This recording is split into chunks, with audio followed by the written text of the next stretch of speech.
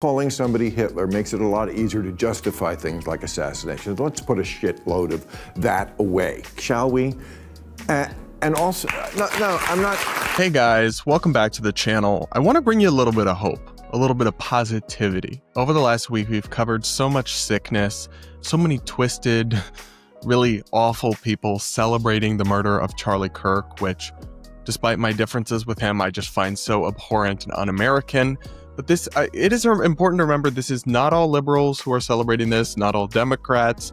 And for that reason, I want to highlight and share with you guys some powerful moments from Bill Maher's show that aired last night, Real Time with Bill Maher over on HBO, because he's very much a liberal, very much a progressive, very much a Trump hater, but he nonetheless believes in free speech and open debate, and actually had Charlie on his podcast, had a friendly relationship with him.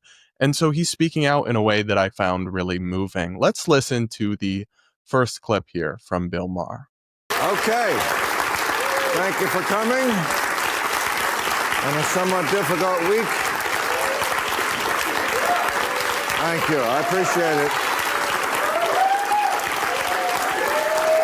Well,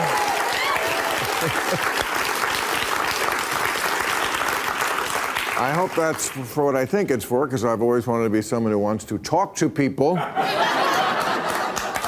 So it was really nice to see Bill open up his show with this clear message. He's clearly talking about Charlie Kirk being killed here, saying, I want to talk to people. And that's what he does. That's why his show is so popular. He actually has on right-wing people and left-wing people at the same table for the exchange of ideas. And not very many shows on television still do that. I mean, there's the one show on CNN that I've been on a couple times with Abby Phillip. There's The Five on Fox News where they do that. But most of the shows are just agreement fests where they say, yes, yes, yes, you're so right. And they only talk to their own side.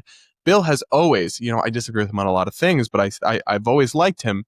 And part of the reason for that is because he does do that. He uses his popular show and his platform to encourage the kind of dialogue and debate that Charlie Kirk stood for and built his career around, frankly. And so it makes complete sense to me that he would be horrified by this and that he would choose to use his show to honor Charlie. Now, next, Bill made a really important point of how Democrats need to adjust and calm down their rhetoric, especially when it comes to invoking you-know-who about Trump and about everyone else. That's Hitler, of course.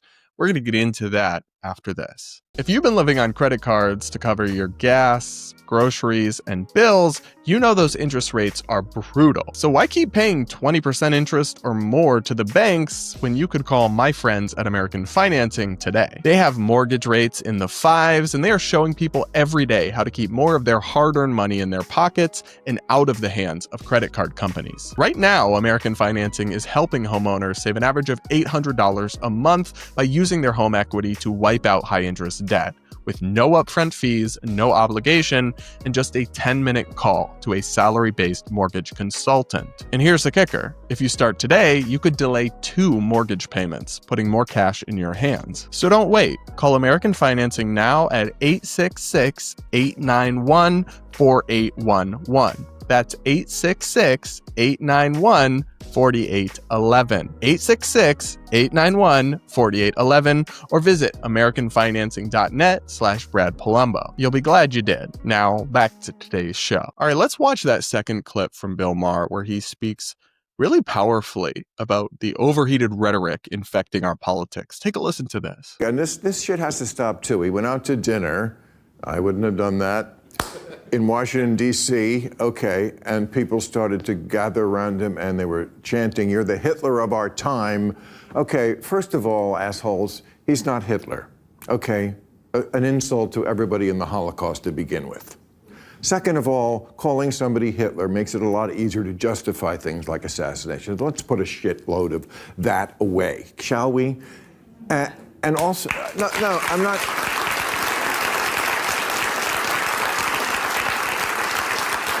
I'm not saying he's popular. He went out to dinner there in Washington, D.C. The kitchen had to send out for more spit. But he's not Hitler. So yeah, I did find the joke there at the end funny, but he's talking about the president here. He's talking about Donald Trump, and he's saying, guys, you don't have to like him, but he's not literally Hitler. And we have heard this rhetoric for years, comparing him to Hitler constantly in mainstream media. It's all over social media all the time. And I've always objected to it. I also object to it when people on the right use, invoke the Holocaust to criticize COVID mandates or other things that I disagreed with. But I really feel that the comparisons are almost always inappropriate because it is such a uniquely evil period of human history when millions of people were killed by a dictator in just brutal, brutal fashion, particularly Jewish people, but also millions of other people. And I've always thought it was such a profound insult to their memory to treat it as if it's just some sort of thing to throw around like candy on Halloween. When you do that, the same way that doing that with words like racism, sexism, homophobia, blah, blah, blah, blah, blah, you water it down. And of all things, the Holocaust should not be watered down. So I really appreciate this message from Bill here, where he's saying that, like, we got to stop calling everyone Hitler. I've criticized Trump on lots of things, but until he opens up camps and starts killing millions of people, which he's not going to do, he's not Hitler. He's not even remotely comparable to him. And it really is a good point because you have Democrats. Like I'll play you a clip here from Jasmine Crockett, rising Democratic star, who has always called Trump Hitler. She calls him Timu Hitler or wannabe Hitler. But she's like, but that doesn't mean I want violence against him. Listen to this. Mm-hmm. Me disagreeing with you, me calling you, I want to be Hitler. All those things are like not necessarily saying go out and hurt somebody. This makes no sense. If Trump was Hitler, I mean, violence would be justified, right?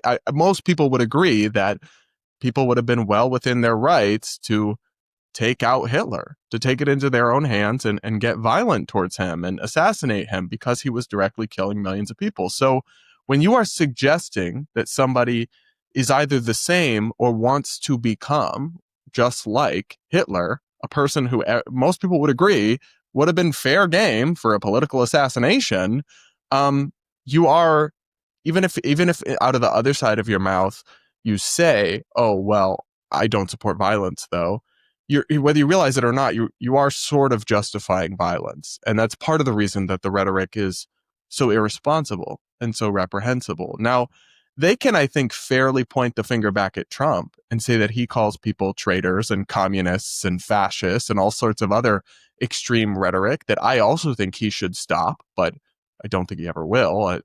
He is who he is, and I don't think he'll change, and I find that unfortunate. But I think we should all stop. Like, what happened this past week is sick, and it needs to be a wake-up call for everybody, left, right, and center, to take down the temperature of our rhetoric.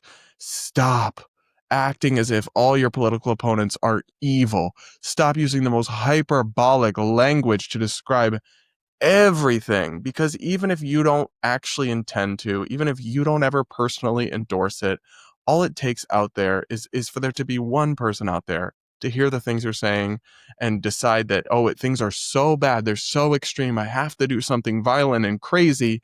And that's, while we don't know the specifics of this situation that happened to Charlie Kirk yet, and I'm not going to assume things before I know it, in general, that kind of rhetoric contributes to a political discourse where political violence will be more common.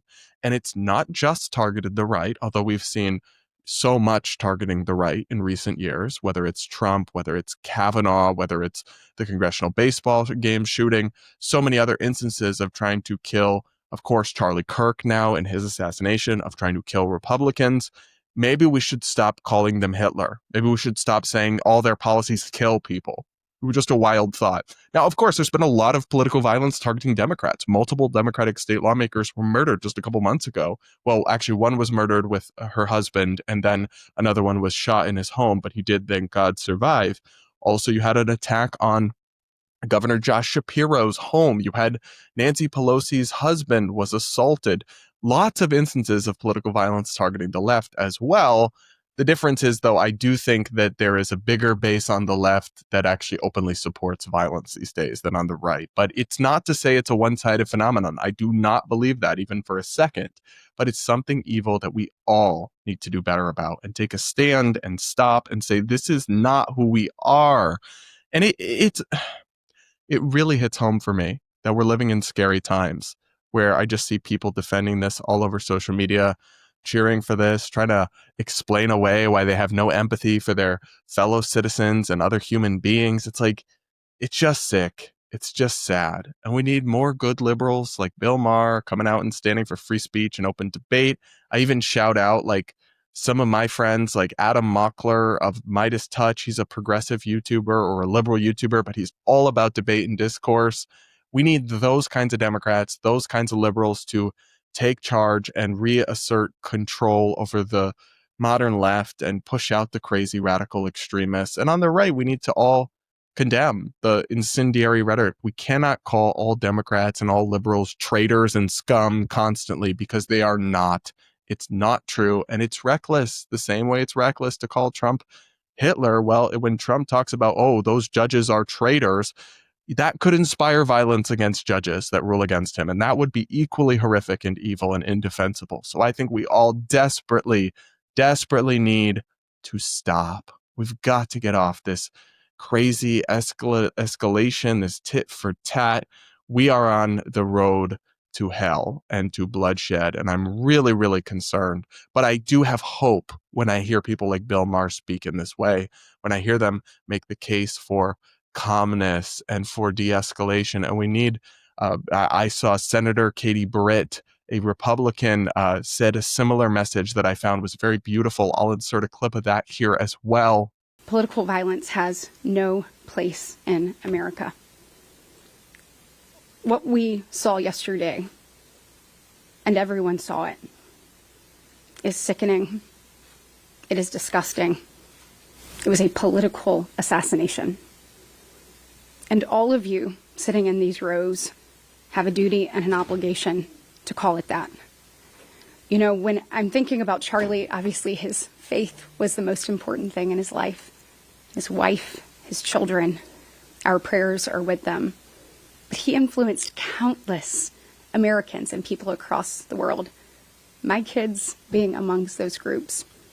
Talking with them last night, talking through this with them last night, is just unthinkable that this is happening in the United States of America. And so the time for unity, the time for peace, it is now. To listen to these voices, we need to rise and find the better angels within ourselves, not become even more hateful and bitter and incendiary towards our neighbors and fellow countrymen. That's my take, guys. You let me know what you think in the comments below. Do make sure you're subscribed. If you aren't yet, hit that like button while you're at it. Let me know if you enjoy these quick hit videos. Maybe I'll do them more often outside of my daily podcast, Brad versus Everyone, which you should absolutely subscribe to for my takes on internet media and political insanity on any audio podcast platform or here on YouTube. The links to that are in the description, of course.